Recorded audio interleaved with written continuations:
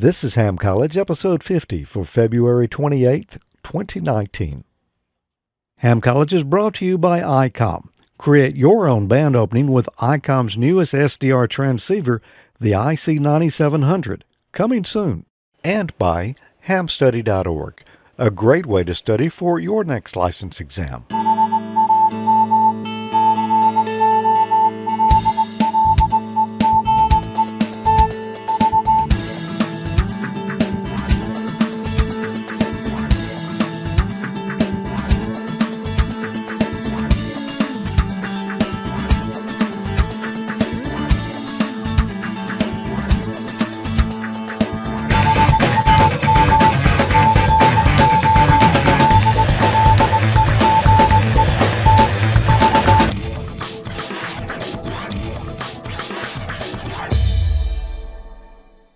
Good evening. Welcome to another episode of Ham College. I'm Professor Thomas. And I'm Dean Martin. And we've got some tough questions tonight, Dean. Isn't that a kick in the head? Yeah, it is. It is. You know, you're nobody until somebody logs you. Yeah, that was pretty good. Yeah. You know, anytime we're doing a live stream, we've got a chat room going on at the same time. You can jump into the action right there, AmateurLogic.TV/chat. We're going to ask questions, and there will be a test.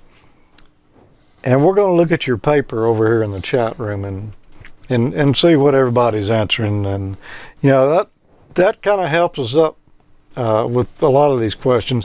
Sometimes, no, it doesn't. It just depends. Yeah.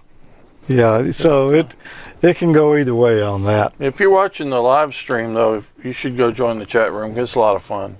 A lot of interaction going on. It is. Well, what did we talk about last time? Well, I believe, best to my recollection, we talked about modulation and transmission line. You think? Yeah. We did talk about transmission line. Oh, I was looking at the wrong place. Okay, well, you are right. It just kind of came to me just a few moments ago. Well, I knew I had put it on there on the cheat sheet somewhere, and I just forgot. Somehow I looked over it. Yeah. Did you write it on your wrist or something? No, I didn't. Should have. Modulation transmission lines. Okay, well, what are we going to talk about tonight? Some pretty tough stuff. Amplifiers. Yeah. Decibels. All that good stuff. Well, we've talked about decibels before, but you got a little button down here if you want to. Yeah. Just that? Take one just, for S meters, readings. Some stuff that's not really, it's not. Well, I know what the S meters are. I use that look at that all the time, but you don't really think about a lot of the details about what it's representing. So it's going to be some interesting stuff. I'm pretty sure there's going to be some buzzers going off because I glanced at the list of questions, and a lot of that stuff, I don't remember a lot of it. So it's a good possibility. These are, well, they're tougher. Yeah. They're getting a little tougher as we get a little further into the general pool here. This is, I don't remember how many episodes we've had now covering the general questions. You know, we usually only go 10, 15, always less than 20 questions in an episode, so we can talk about each of them and, you know, why the right answer is the right one, and a lot of times why the wrong answer is the wrong one. What dB change represents a 2 times increase or decrease in power? Is it A, approximately 2 dB? B, approximately 3 dB. C, approximately 6 dB. Or D, approximately 12 dB. Now this one I actually do remember because I'm pretty sure this is on the technician also, or a variation of it. If I remember right, 3 dB is double, so the answer would be B, 3 dB. That would be double increase or decrease in power. 2 times increase or decrease in power. Well, let's see what we've got over in the chat room. Everybody over there is saying B. And yeah, and there's really no way to that I know to reason that out. That's just one of the things you kind of need to just remember. Yeah. A lot of them we can reason through, but I just don't. There's no way to do that one like that. Yeah. Well, let's just see. Okay. And you're correct. You got that one. So off to a good start. That's one I did remember. Let's talk about these dBs a little bit. If we look at the chart there, there's a difference in the dB ratios for amplitude or voltage and power. 0 dB, the ratio there is 1. That's just where we're starting out. If you go down to 3 dB, you notice for amplitude, that's a change of 1.413. But over in power, it's almost 2, approximately 2. 6 dB for amplitude or for voltage, that's a change of, about a ratio of 2 to 1. Over under power, it's almost a 4 to 1 change, or a 1 to 4, depending on which direction you're going. Look at 20 dB. Wow. A 20 dB change would be 10 times the voltage, or 100 times the power. That's good stuff to remember there. That's pretty interesting. I had no idea that was the scale. Based on what we just talked about, why don't you ask me a question? Okay. What is the ratio of peak envelope power to average power for an unmodulated carrier? A, 0.707. Well, that hasn't got anything to do with what we just talked about. Nope. B, 1.00. C, 1.414. Or D, 2.00. What is the ratio of peak envelope power to average power for an unmodulated carrier? Let me just say, this is a trick question right here. Yeah, I think it is a trick question. Apparently we're not, well, yeah, we are kind of tripping up folks over in the chat room. Okay, guys, it's a trick question. Everybody's saying it's A. Oh, I told you there was going to be some buzzer action going on. Yep. At least I think. It's already started. What is the what is the ratio of peak envelope power to average power for an unmodulated carrier? That is the key right there. It's an unmodulated carrier. So the peak and the average are going to be the same because there are yes, no difference. There's no no modulation in it. So it's going to be a ratio of 1 to 1. It'll be B. We had a couple of Bs after they had already guessed an A, so and a couple of C's. But yeah, that is a trick question. We're talking about two measurements, peak envelope and average power that, well, there's no peaks there, so that otherwise it would be higher. Unmodulated carrier is just flatline. Yep. So there you go, a ratio of 1. Let's move on to the next one. Hold on, there you go. I forgot. Okay, yeah, that was a tough one now. Yeah, that's tricky. What is the output PEP? Oh, get that buzzer ready. That means peak envelope power. For a transmitter, if an oscilloscope measures 200 volts peak to peak across a 50 ohm dummy load connected to the transmitter output, is it A, 1.4 watts? B, 100 watts. C, 353.5 watts? Or D, 400 watts. Output PEP, peak envelope power from a transmitter, if the oscilloscope measures 200 volts peak to peak across 50 ohm dummy load. This one I just don't know this one. Well, then when you don't know, what do you do on your exam? I'll look at the chat room. And you hadn't got a chat room because they won't let you take your iPad in. You're gonna have to guess because it's better than not answering it. Yep. So what would make sense to you there? based on that, and then we'll actually calculate it out and see how to get the real answer. 200 volts across 50 ohms. I'm gonna guess 1.4 watts is way too low, and I think 353 is. I just don't know, but I feel like those are the bottom two are too high. But I'm trying to think about Ohm's law. I know Ohm's law's got to come into there somewhere, but it's not going to be a straight.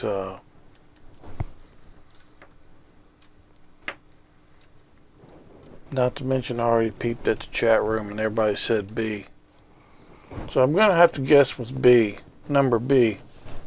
That is cheating. you know, they would have just kicked you out of the exam for looking in that chat room and still in the answer. Yeah, well, luckily I don't have to worry about it. Yep. So you're saying it's B? I'm saying it's number B. For no good reason. No good reason except I felt like C and D were too high and A is too low, but I have no idea why the answer is 1. Well, that's one way to come up with a guess.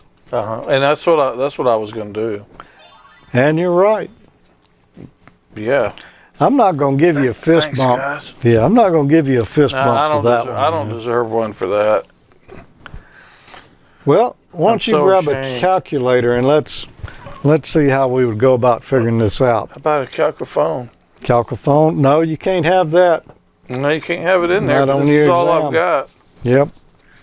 Well, they won't let you take it in. No. So but we'll have to use it here. So bring your regular calculator when you go. Yep, definitely. All right, some things we need to understand here. What is the output PEP for a transmitter if an oscilloscope measures 200 volts peak to peak across a 50 ohm dummy load connected to the transmitter? All right, what we're looking for is PEP, peak envelope power. So we're going to have to do a couple of conversions here. First, that 200 volts peak to peak across a dummy load, peak to peak is going to be twice as much as peak envelope would. 200 volts divided by 2, and that will give us our 400 peak voltage. Okay. 400. 200 volts? Oh, divided by 2? Yeah. Oh, 100. Other divided. All right. All right, so that gives us a number of 100. Now we've still got a couple of formulas to go through. We need to take that 100 volts peak and convert that to PEP. No, convert that to RMS. That's what I'm trying to say. Okay. All right, so we got 100 volts peak, and we need to know what the RMS value of that would be. So we multiply that times 0.707. 70.7. And now we can use the formulas that are part of Ohm's law.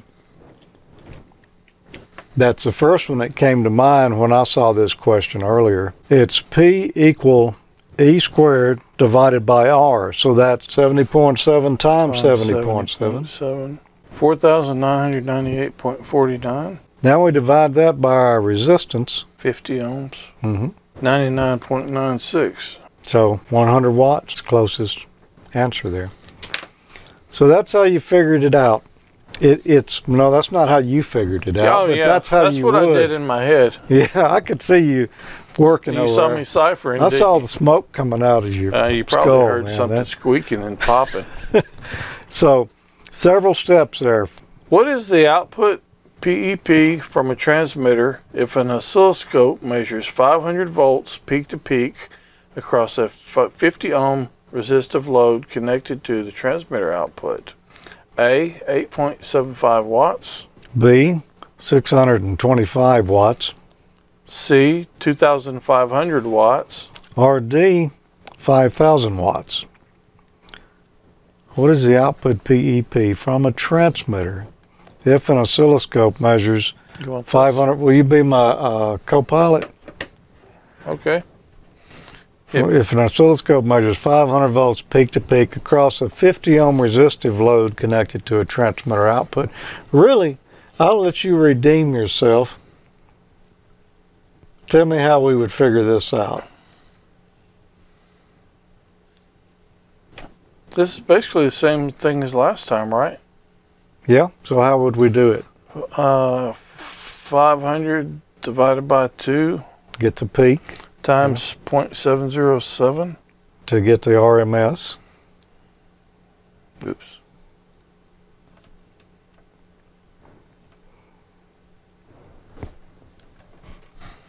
$176.75 and square that, so 176.75 times 176.75 times 176.75 equals 31,240, and then divide it by the resistance, which was 50 again. 625. Okay. So we tripped them up in the chat room again, some of them. Oh, wow. Some folks got it. Some folks said 2,500 watts. If you're just guessing, yeah, that sounds like a good answer, but you got to actually calculate it out. You may not get lucky like Tommy did. Yeah. But he actually figured it out that time. Actually, yeah, because I wrote the formula down here so I remember. So the answer is 625 watts. Yeah. So this was good. I actually learned something today. Yeah. I usually do learn something on these every time we do one. Yeah. It's a little more than normal this time around, though, I can tell you, because there's these are some that you just might not remember right off the bat. Yeah. And they're a little harder to get to the answer. This, I may have known this when I took my test, or I may have memorized it. I don't remember. I don't remember either. As far as I know, it wasn't even on the exam when I took it. Yeah, I just don't remember it at all. I don't have any recollection of it. But let me ask you this. What is the output PEP of an unmodulated carrier if an average reading watt meter connected to the transmitter output indicates 1,060 watts? Well, that's a strange thing for you to ask me. Yeah. Is it A, 530 watts? B, 1,060 watts. C, 1,500 watts? Or D, 2,120 watts? Well, and you know, it's just something that's been on my mind I wanted an answer to.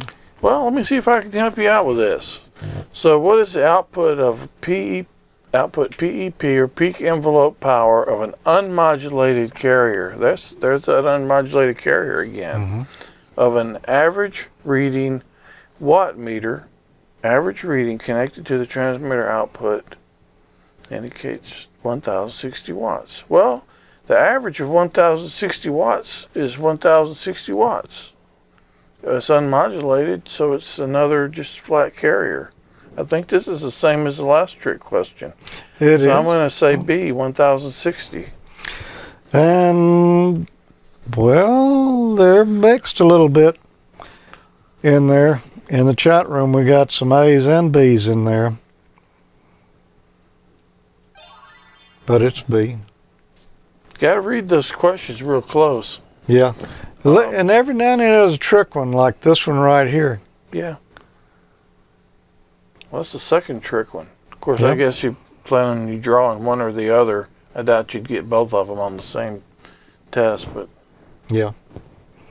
Yeah, we tricked them up. I mean, if we're having trouble with these, they're having trouble with them too, because they're obviously a I little told harder. you this was a tough set of questions tonight, Yeah. and it's not over yet. Yeah. Charlie noticed that my hair is starting to get long again. Yeah, I meant to ask you about that. Well, it is, you know. I didn't plan on growing it longer. It just kind of happened. No, really, through the holidays, I was kind of busy, and I just never had a chance to get to the barbershop. And then afterwards, I had, major transmitter failure that took me a long time to recover from, so I didn't have time to go. And by then it was starting to get kind of long, and I said, well, it's winter, I'll just wait, you know, because no need to get cold. I'll just wait. Keep your neck warm? Keep my neck warm, because I'm out some now, you know, these days at these transmitter sites and things, and you know, I got thinking about it. Well, as long as I've got it this long, I could let it grow a little longer, because, you know, I kind of missed out growing up. I mean, I had a crew cut when I was younger. I had a flat top. It was really kind of a failure. It didn't really pan out for me. Wasn't that flat? Wasn't that flat. And I had, you know, my hair parted on the right side. I had it parted on the left. I've had it parted down the middle. I've had a ponytail, but I never had a mullet. That's what you should do. That would work for you. So I'm gonna grow a little longer so I can chop it and make a mullet. Business in the front, party in the back. There right? you go. There you go, man. For all occasions. But before I do that, I mean, if it gets long enough, I might as well. And I go ahead and get this over with too. I figure I can have a man bun.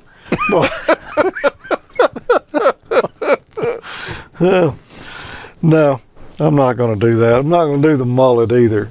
Yeah. You know, I missed that the first time around. I'm just going to stay out of that one. They're going to come back in style one day. Yeah. Oh, I'm sure they will. Yeah. Moving right along here. Nice. You must put a lot of thought into that. How does a signal that reads 20 dB over S9 compare to one that reads S9 on a receiver, assuming a properly calibrated S meter? A is 10 times less powerful. B, it's 20 times less powerful. C, it's 20 times more powerful.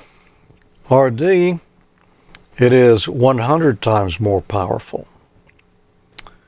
How does a signal that reads 20 dB over S9 compare to one that reads S9 on a receiver, assuming a properly calibrated S meter? This one was on the chart a few minutes ago. Well, it was. First thing we got to notice is they're talking about how powerful the signal is. So we're talking about power. We're not talking about voltage. All right, so we know that we're looking for a power ratio. And the S unit, that's an interesting thing there. Maybe we should discuss that before we get too far. Okay. You know, the S meter on your rig, on a receiver, is going to measure, say, from 0 up to S9.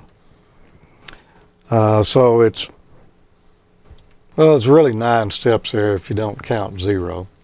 The reference is supposed to be for each S unit, you get a 6 dB increase in power, or in the received power. But once you hit S9, you just read it in straight decibels. It's not really that intuitive either. No, it's not, but that's the way it is. Every S unit is 6 dB, but above that, whatever your meter says, that's just raw decibels.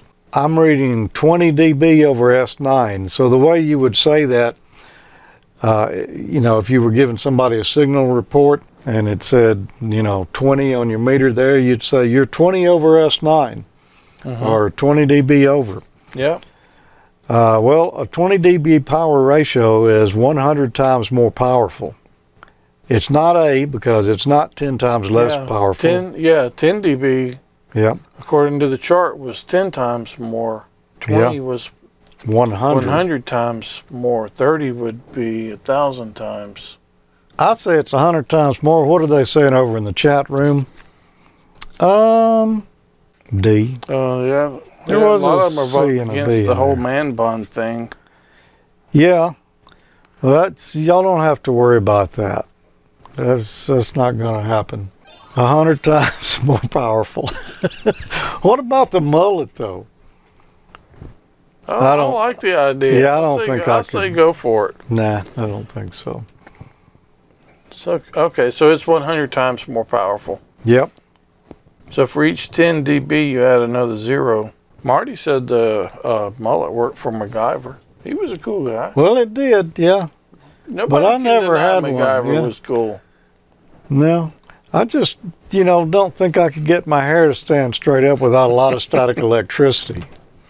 A lot of hairspray. Well, is that how they did it? Is that how you did it?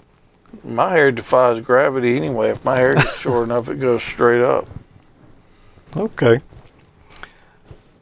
How much must the power output of a transmitter be raised to change the S meter reading on a distant receiver from S8 to S9? I just pretty much gave you this one. Is it A, approximately 1.5 times? B, approximately 2 times. C, approximately 4 times? Or D, approximately 8 times. How much must the power output of a transmitter be raised to change a S meter on a distant receiver from S8 to S9? That's 6 dB. For each 3 dB, it's doubled. I think Okay. D, 8 times. All right. Most of the people in It's just going to double. the chat room are saying it's B. There's a couple of C's in there. Those are the people who got it right. What does that sound? Yep. Oh well. Yeah, I figured it's going to happen sometime tonight. But you had the answer. I don't know how you, I don't know. because you said 3 dB is how much of an increase in power? Double. All right. So we're going to 6 dB. No, yeah, because 1 S unit is 6 dB. So. Yeah, I just screwed that up. Yeah. Well, that's good. I mean, That's good. well, everybody's been wanting a buzzer. I mean, you could still potentially pass your exam. You've only got one wrong tonight. So far, but the night's still young. Yeah. Well, if it makes you feel any We haven't better. burned anything down yet either. True. Most everybody got it wrong in the chat room. They just had a different wrong answer than you did. So, Well, we try to spread it around. yeah. So I can't accuse you of cheating on that one. No, I didn't cheat. No. I should have. Okay. So that's the whole S unit thing there. 1 S unit, Let's 6 move on to dB. something easy. Well, I tell you what, I'll make it even easier than that. We could probably use a break right now. Yeah. Well, So why don't we get a message from a nearby sponsor, and then we'll be right back. Create your own band opening with the IC9700. ICOM's newest SDR transceiver, the IC9700, is coming soon. This new radio is bringing direct sampling to the UHF-VHF weak signal world. The IC9700 all-mode transceiver is loaded with innovative features, such as dedicated amateur satellite operation, color touchscreen, built-in D-Star capability, RF direct sampling on 2 meters and 70 centimeter bands, dual independent receivers capable of full duplex operation as well as dual watch, 100 watts maximum output power on 2 meters, 75 watts max on 70 centimeters, and 10 watts max on 1.2 gigahertz. Visit ICOMAmerica.com/amateur for more information on all the great ICOM radios. Attention all hams. ICOM knows that ham clubs play a big role in bringing ham communities together to learn from their peers and industry leaders. As a way to give back and help you on your mission, ICOM has launched a promotion exclusively for U.S. ham clubs and the ham fest they're involved with. By registering your club, you could win ICOM swag, a Skype presentation for your club, or your ham fest, an ICOM booth setup. Register today for your chance to win at ICOMAmerica.com/hams. Thanks, ICOM, for sponsoring Ham College and Amateur Logic. And this contest right here. Yep. What have you got there? Man, I've got some good-looking AmateurLogic, well, not AmateurLogic, it's ICOM swag, Ham Crew t-shirt, and a nice ICOM ball cap for some lucky winner. You know, I'd like to have that set up myself there. How would I go about Well, maybe getting one you know, for there's free? not really much to qualify. All you really have got to have is a name and an email address. And where do you send it? Send it to contest at hamcollege at AmateurLogic.TV. Okay. And put your name in. One thing, if you entered this month and you happen to not be the lucky winner, you need to do it again next month because the names don't carry over. We completely wipe out the entire list. We don't keep the email addresses. Everything just goes in the trash, and we start over clean each month. So, anyway, it's a nice, good-looking shirt. Probably hold your. It's good quality material too. To probably hold your lavalier mic on your shirt collar a lot better than this cheap Radio Shack shirt. See why they went out of business. Well, they never got into the clothing business. Okay. Well, we have a lucky winner here. All right. We had a person email us that had a name. That's the first qualification. And an email address. Boom. There you go. There you That's go. all you got to have. You do not have to have a call sign. You don't have to be an amateur. Nope. And I'm not sure. He may not be an amateur. It's from Brett Orr. And Brett said, I would love to win the T-shirt and ball cap. Well, it's your lucky day, Brett. Congratulations. You'll be hearing from ICOM soon, and they'll get it right out to you. Yep. And, you know, and I assume he's not a ham because he didn't put a call sign on his email there. So good luck on your studies there and your exam. Yeah. And if you want to win this, Ham College at AmateurLogic.TV, you can put us a nice message in there like Brett, or you can just give us your name. That's all. That's it. Yep. But anyway, good luck in the contest. There you go. And congratulations, Brett. 5'9". Look in the contest. Everybody's 5'9". Yeah, that's kind of how that goes, isn't it? Pretty much. Yeah. We're going to get classy on y'all right now. Oh, yeah. Yeah. This is one I don't know anything about either, so. But yeah, this could be a little confusing. I need to be dismissed from class. Well, maybe you ought to hang around for the lecture here. I mean, it might be good. Okay. We're going to talk about amplifier classes because, no, not giving classes on amplifiers, is the different classes. Although some of us may amplifier. need one. Well, this is amplifier class right here. Amplifier 101? Yep. And they are classified alphabetically, and we're not going to cover all the classes here. We're just going to talk about the basic ones that you're likely to run across on your exam. First class that you might see is a Class A amplifier. We're showing it with the transistor here. You know, a Class A for a tube amplifier would work the same. On the left-hand side, you can see we've got the sine wave there. That represents the signal going in. On the right-hand side, you can see we've got another sine wave. It just happens to be bigger because it's been amplified by that transistor. Oh, that's why they call it that. Yeah. One thing you might also notice is that it's inverted from the one going in. It is. It's when the input swings positive, the output swings negative. That's not a big factor in what we're going to talk about right here. What we're talking about is the class of the amplifier. A Class A amplifier it's going to be the best. It's going to have the least amount of distortion. Essentially, it conducts all 360 degrees of our sine wave there. That transistor is switched on the whole time that signal is coming into it. So it's going to give us low distortion. Unfortunately, it's going to use more power because the transistor never gets a break, it's always on, or the tube, the efficiency is only between 25 and 50% efficient.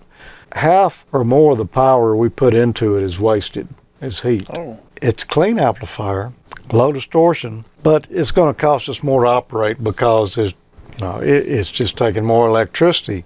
One other thing, in the case of a tube type circuit, your tube's going to wear out quicker because it's sitting there conducting all the time. So your tube life is not going to be as long on a Class A amplifier. So that's Class A. Now, is that pretty much clear as mud? Yeah, pretty much. Pretty much. We think it's good that it's low distortion, though. That sounds good. But the efficiency's it's not good. Yeah, particularly 50%. if you're running off batteries, man. Just think. Yeah. That wouldn't last very long. Well, there are other classes of amplifiers that we could use. Yeah. The next class along the line there would be a Class B amplifier. And that's this right here. You can see it's using two devices. And I say devices because they could be transistors or tubes, either one. On the left-hand side, there's our sine wave going in. The right-hand side, oh, look what it's doing there. One of those transistors is conducting the positive half of the signal, and the other one, the negative half. Mm. So it's kind of splitting the load there. You might call this a push-pull design. Okay. Because when one is pushing the signal up, the other one is pulling it down. The output of those two transistors are tied together there. Where they're rejoined, you can see right there on the baseline, crossover region. Okay. That's where the two halves of the signals are spliced back together. Well, that's kind of an interesting concept, how yep. that works. It is. So what that ends up being is the conduction is happening 180% of the time on each of those transistors there. So neither one is operating, full time. So you split the load across the two tubes or whatever. No. So lasts longer. Each device is on half the time, essentially. It's a push-pull amplifier. We just discussed why on that. Each device amplifies half of the signal. Theoretically, the efficiency could be as high as 78.5%. That's a heap better. Practically, we're talking closer to 60%, but still, that's a lot better. However, where those two signals are spliced together there, that's called the crossover region. We could end up with some crossover distortion to where they don't combine, just perfectly right there. There could be one's off a little from the other. A chance for some signal distortion right there. Not real bad, but I mean, there could be some there. So that's what a Class B amplifier is. Does that make sense? The water's starting to get a little clearer. It's not. It's not. I can't quite see down to the bottom of the pool yet, but it's starting to. Okay. Well, let me try to filter it out a little more for you here. Okay. There's another class amplifier. Kind of falls in between Class A and Class B. This is Class AB. And you can see it's essentially the same thing as a Class B amplifier. There's two transistors there, and each one of them is pulling half the work, same as before, except you notice those two diodes there on the front end. What that's doing is they're controlling the bias of the transistors. That's how you turn a transistor or a tube on and off, is through the bias voltage that you apply there on the input.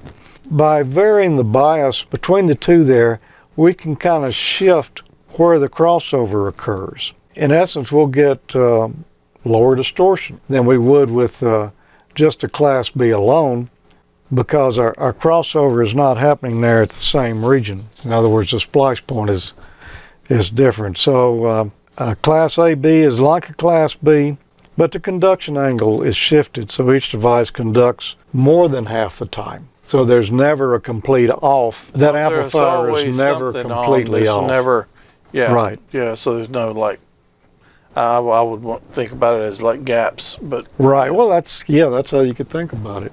So there's going to be lower crossover distortion with it. The efficiency is going to be less than 78.5% though, because, you know, we're using a little more power there. Right. You know, But it's you got not, a cleaner signal. you got a cleaner signal. So Class AB is pretty popular, say, in hi-fi amplifiers. Okay. Class B would not be that popular because of distortion. Class A is like boutique. Yeah, I think I grade. used to have an amplifier like that in my old car when I first. Class B, yeah, It sounded like it. yeah. AB is semi-typical. That'd be a good amplifier. Class A though, that's like I say, boutique. That's the exotic amplifiers, are really high dollar stuff. Oh yeah. Not only does it cost a lot of money, it costs a lot of money to operate with electricity, and there's a lot more heat generated by it. But it's desirable because Because it of got the higher quality. yeah, music. so low a distortion. Yep. Interesting. We're going to talk about one other type of amplifier. And based on where we've gone so far, what do you think it will be? Class C. Class C. Yeah, and I know that one exists because I actually remember a little bit about this one. There's only a single device there. They're not doing the push-pull thing. Yeah, it looks almost like the A. Yeah, it does look almost like the A. Except you notice looking there at the waveform, that doesn't look a whole lot like what we put in. Nope. The left-hand side, we got a nice sine wave. The right-hand side, it's kind of drooped, and it's only like, you know, half of the waveform there. It would take a lot less power because you can see it's conducting a lot less of the time. The things that kind of distinguish the Class C is it's less than 180 degrees of conduction angle, less than 50% of the input signal is used. Distortion is high, and practical uses require a tuned circuit as a load. And efficiency can reach as high as 80% in radio frequency applications. Look at that output though, the waveform there. I mean, yeah, it's kind of rounded, but It's kind of nasty. doesn't look much at all like what's going in. How could you even use a Class C? Well, it doesn't look. Yeah, that's a good question. Maybe you couldn't use it for voice. I wouldn't think. No, Maybe CW. You just have a tone. maybe. Yeah. I tell you what, Maybe, I don't know. before we get too far into it, because I don't want to give away everything right now, but we've given you a little information there on Class A, B, AB, and C amplifiers. There's other classes. There's a Class D, there's a Class E, I believe there's a Class H, and more. But we're not going to cover all those because those aren't on your exam. And you could run across some of those other classes though on ham radio, but they're radically different than the ones we've talked about so far. A Class C amplifier, that actually happens to be what's in my FM transmitters. Class E Echo. C, Charlie. Oh, C. Yep. We have Class C amplifiers in our FM transmitters. And you would think, oh, how can you get by with the Class C Yeah. using it, you know, as an amplifier? That signal doesn't look at all the same. Well, on the FM we can, because we need high power. Say, well, my higher power one, it's a 35 kilowatt transmitter. So it's kind of pricey to operate, and the tube in it, you know, is kind of pricey too. Mm-hmm. So by running it Class C, we get better efficiency. It generates less heat. It's going to use less electricity, and our tube's going to last a little longer. But the way we can get by with it is because the signal we're putting into it, the output doesn't have to look exactly like it. Okay. That's the trick. Oh, so basically you distort what's going into it to get what you want out of it? Exactly. You put up with the Oh, wow. distortion. Because all we're doing on that, you know, basically we have an oscillator that generates the frequency of our carrier, Yeah. and we're going to amplify that with this big, 35 kilowatt amplifier. But there's no AM modulation on this. It's FM. So all we're doing is shifting the frequency of that amplifier, or shifting the frequency of our carrier. So, and then, we're taking that signal just like it is and amplifying it with that Class C amplifier. It doesn't matter that, it may not look exactly the same. All we're looking for is that it's the changes in frequency. So that's how we can get by with the Class C. Oh, wow. That's interesting. All right. So based on all that, that's all I got to say about that. But I do have questions. That was a lot. That was a lot. Are you new to the ham world or an existing amateur operator who wants to take your license to the next level? Study for your radio license exam at hamstudy.org. Hamstudy.org is a free online learning tool powered by ICOM. It was created by Richard Bateman, KD7BBC, Michael Stufflebeam, KV9G, and Rich Porter, KK6GKE, and it uses a modern web design to enhance the experience of studying for your technician, general, and amateur extra exams. Since 2013, hamstudy.org has helped new and existing hams to familiarize themselves with the question pools, use stats-based flashcards to focus on material they need to learn, and take practice exams to gauge progress. Visit hamstudy.org on your desktop computer or mobile device. Register for a free account at hamstudy.org to access personalized study history and other site features. Prepare for an exam in an intuitive and comprehensive manner. Check out hamstudy.org, powered by ICOM, for free learning tools. Good luck on your next exam. So let's get into some questions here and see how that relates to anything that you might have on your exam. The first one here, I don't remember who asked the last question. I think you asked me the last one. Okay. So I'll ask you this one. I haven't been keeping up on my sheet. So.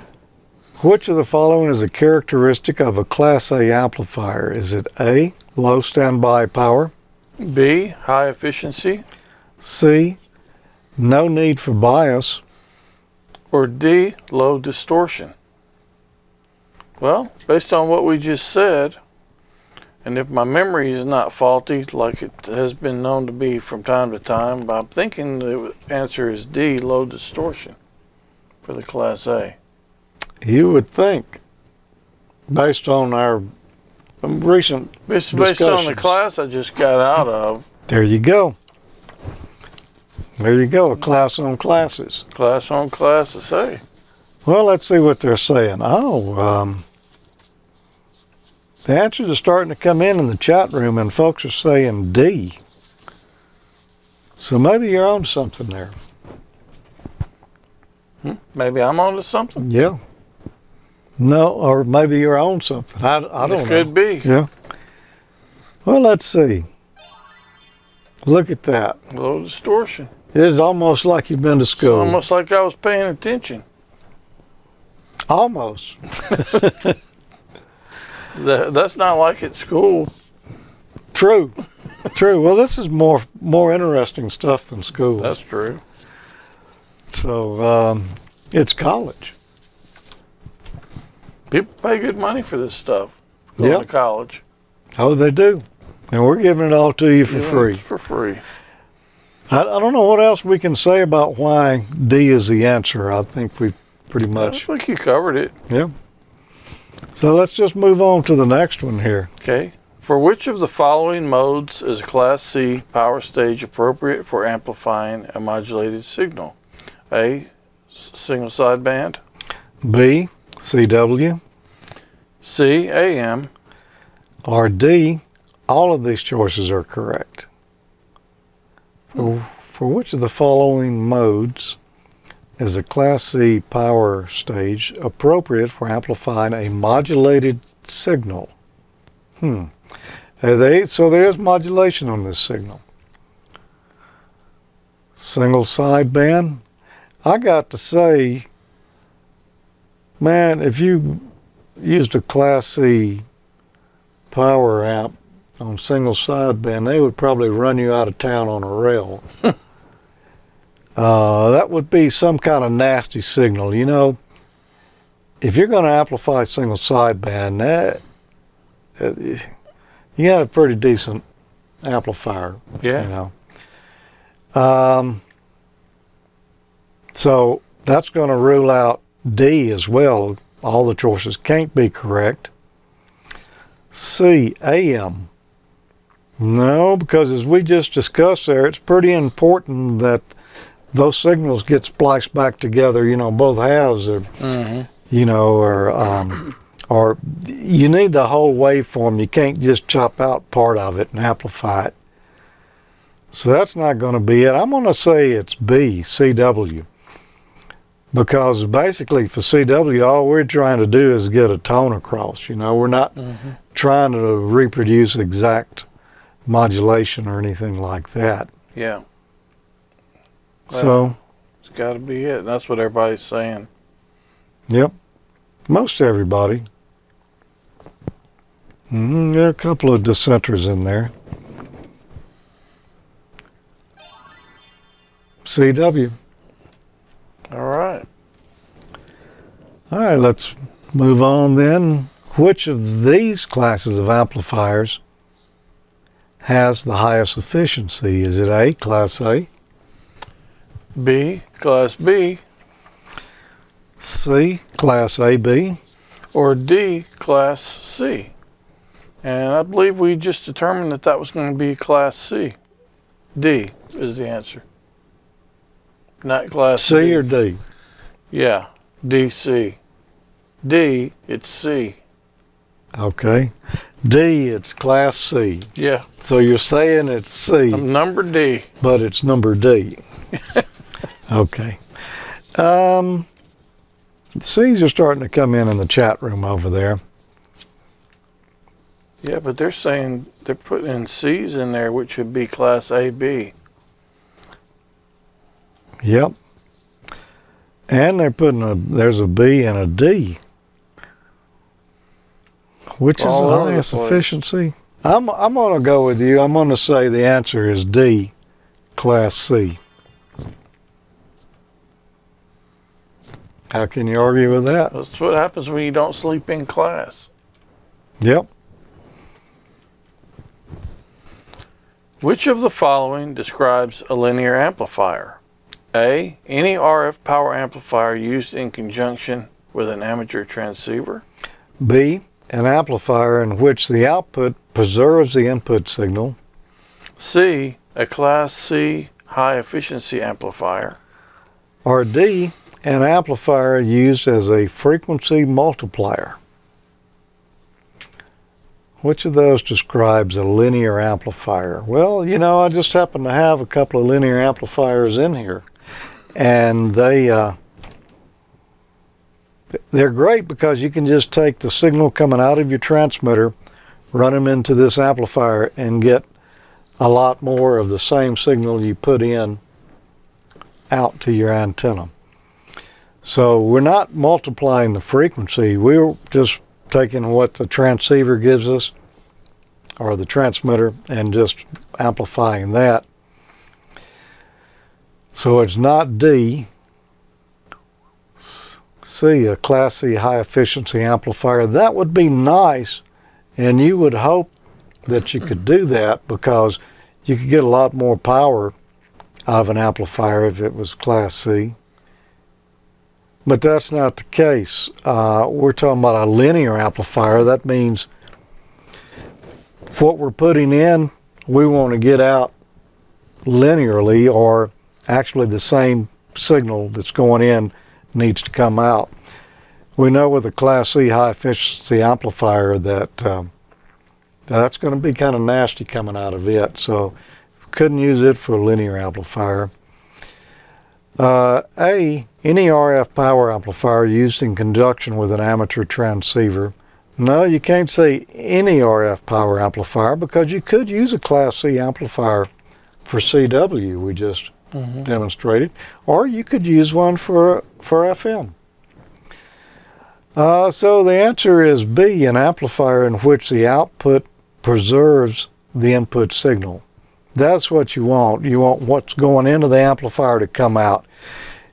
Say if you're running a single sideband into your amplifier or AM, it needs to be the same signal you're putting in. Otherwise, you're generating all kinds of garbage coming out.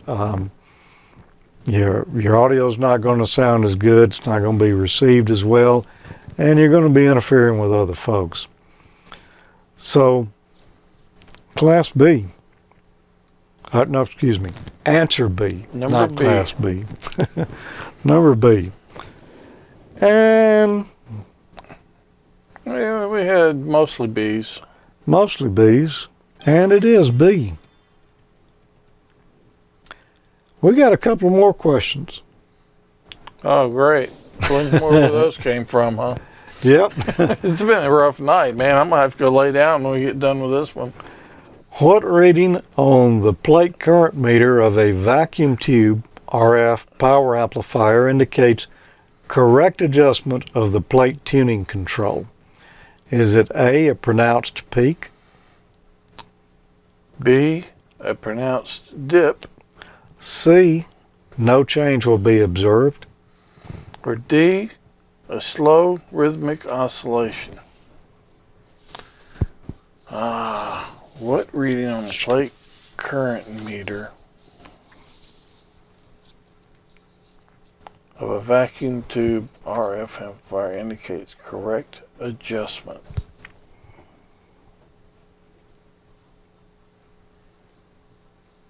I don't think there's a rhythm, and I don't think there's C, no change. It's going to be A or B, I think.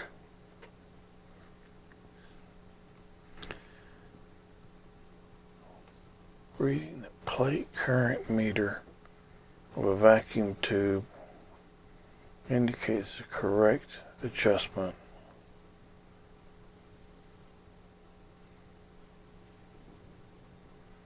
I haven't had an amplifier in so long.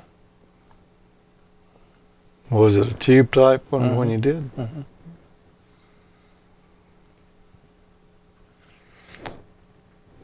I'm going to go with B, a pronounced dip, because I was thinking that you wanted to keep that plate voltage down. That's talking about current. Good. Oh, it does.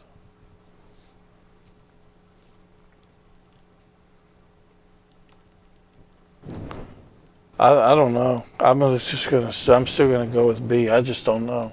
It's my first hunch, but I really have no idea. I haven't had an amplifier in forever. Yeah, most of them are saying B.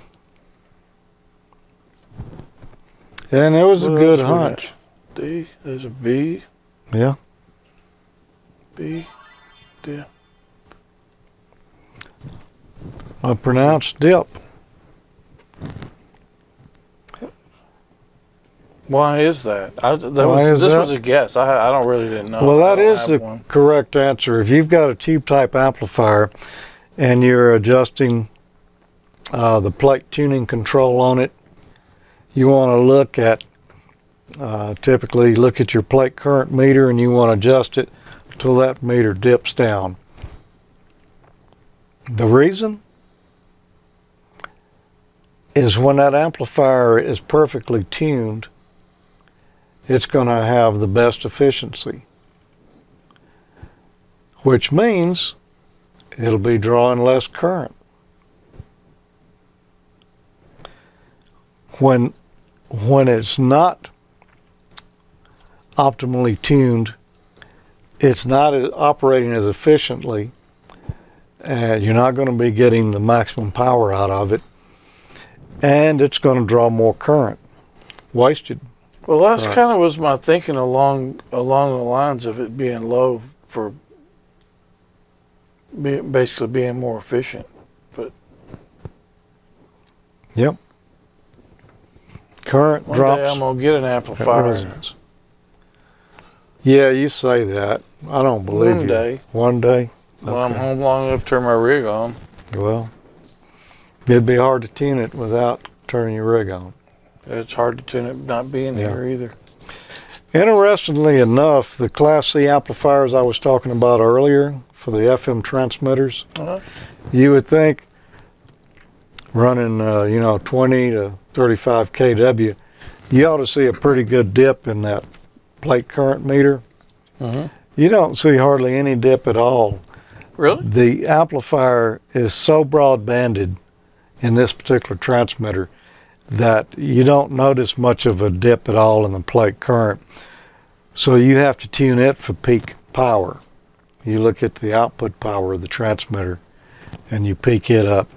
And that'll coincide with maybe a slight dip in the meter, but that's not the case with hardly any other amplifiers. That's just this particular one. It just happens to be that way, and that's kind of interesting. It's also interesting that it is a Class C amplifier, and the efficiency on these transmitters is right around 80%, 78 to 80%. Oh. So all this stuff kind of lines up. It makes it a little easier for me to, to answer some of these questions. All right, one final question tonight, and I will be a nice guy. You can ask me this one. Thank you. Which of the following instruments may be used to monitor relative RF output when making antenna and transmitter adjustments? I know this one. A field strength meter. B, an antenna noise bridge. C, a multimeter. Or D, a Q meter. Which of those instruments can be used to monitor relative RF output when making antenna and transmitter adjustments? Okay, so whatever we're using has got to be monitoring off the air so it can see changes in not only the transmitter but the antenna as well. Mm-hmm. A Q meter, what do you think a Q meter does? It measures your Q-tips. A Q meter kind of sort of measures. That was pretty lame, wasn't it? Yeah, well, Just to scratch that part off. I mean, it's at least as good as what I expected you to come up with. So yeah, Edit that. yeah. Q is a measure of bandwidth, or it's a quality basically of, say, a coil. Would be measured with a Q meter. So no, that's not going to tell us much about the relative RF output. C, a multimeter, that's like my, volt ohm meter. Uh-huh. Good luck measuring with that. Yeah, you might pick up something on it, but it wasn't really intended to do it. You just got RFI. B, an antenna noise bridge. You use that to tune an antenna with. And, maybe you could say, well, you do need your antenna tuned, but that's not going to give you a relative RF output. The only thing there that I see that could work would be a field strength meter. Yeah, and the key there is relative. Yep. So yeah, field strength meter. If we made an adjustment on the transmitter, we would see a change in the field strength. If we made an adjustment on the antenna, we could see a change in the field strength. So it's got to be A. Everybody got that. Yep. It's A, eh? It's A. A. That was some tough questions. Yeah, Not that I need last to go one. lay but the down. rest Y'all, of them. thanks for joining us. We'll see you next. Well, I'll tell you That what. was tough, man. I told you it was going to be a rough, or I told them it's going to be Yeah. a rough one. That is a nice looking shirt you've got on there, Tommy. What is that you're wearing? It's a Radio Shack leftover shirt. I wore one exactly like that yesterday. I Did you? mean, yeah. I paid $1 for mine when they were going out of business. Well, that's when I got mine, so I probably paid $1 for it too. That's Yep. why it's not strong enough to hold up this lavalier. And this one here, I wore it tonight because I knew there would be math. Yeah. You wore your cheat shirt. My Ohm's Law shirt. Yep. But say I needed to expand my wardrobe with some other great looking t-shirts. Where would be a good place? You know, I know where you could get some. Oh, Yeah, you can go to AmateurLogic.TV. You can get yourself a t-shirt. There's like golf polo type shirts there, ball caps, sweatshirts, jackets, all kind of stuff. Go to AmateurLogic.TV. You know, Dayton's coming up. yeah. It's actually a good time to get your Amateur Logic swag and represent there at Dayton Hamvention if you're going. It is. And if you happen to run into a particular professor or a dean there, Yeah. Could say hello. Could find yourself on the show, yeah, maybe, mate. if you're Yeah, not opposed to it. true. We don't generally put on people. Well, I can't say we've never put on anybody that says, "Oh, don't put me on," because they really want to be. Yeah, nobody. Yeah, no, Yeah. I don't think anybody's actually said "don't put me on" that I can recall. Wayne. He knows he Yeah. enjoys it. Yeah. He don't count. Maybe we should wrap up class here for tonight. All right, class is dismissed. Don't forget your homework. Turn your papers in on my desk as you're leaving, and Yep. be safe out there. And for your lessons, you can visit our one of our social clubs here, facebook.com/group/hamcollege, or you can follow us On Twitter at Ham College or at Amateur Logic. And also remind you about the wiki. The wiki for both Amateur Logic and Ham College is at AmateurLogic.TV/wiki. You can get your show notes there. Yep. It's a good reference if you're looking for something. It is. Thanks for being here tonight, everyone. It was a tough course tonight. I'm glad it looks like everybody survived, came out the other side. And next month, I don't know what we're going to be talking about yet. We never know until after it's over with. I got a feeling we'll be talking about, no, I don't know. I don't know if there was any more of these same questions. I think maybe we got to the end of this section. Yeah, well, it doesn't mean it's going to get any easier. No, it probably won't get any easier. That was tough. But at least some of the stuff I remembered. You know, we don't really study these before we come on, clearly. So it's all from memory or experience. I'm going to fess up. I actually did a lot of studying last night. Well, you did the lesson. Whoever Yeah. does the lesson usually ends up studying a fair amount. Yeah. I mean, it's inevitable. Well, yeah. I mean, it's kind of had to. Otherwise, boy, it's no telling what I would have told them tonight. No, I mean, I knew what You would have got quite the reputation just for making Yeah. something up. I mean, I know what the different classes of amplifiers are. I'm just not sure I could have explained it very well. Well, you did a nice job on the lesson. All right. 73, Thanks, everybody. everyone.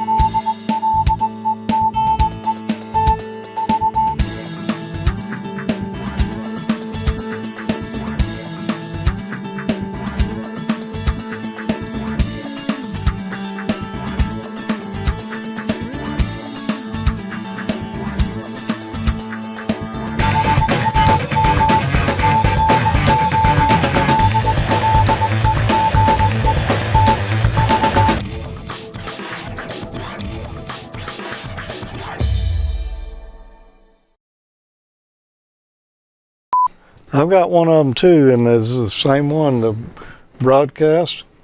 Oh, turn the lights out. Yeah. Oh, that's Yeah. better.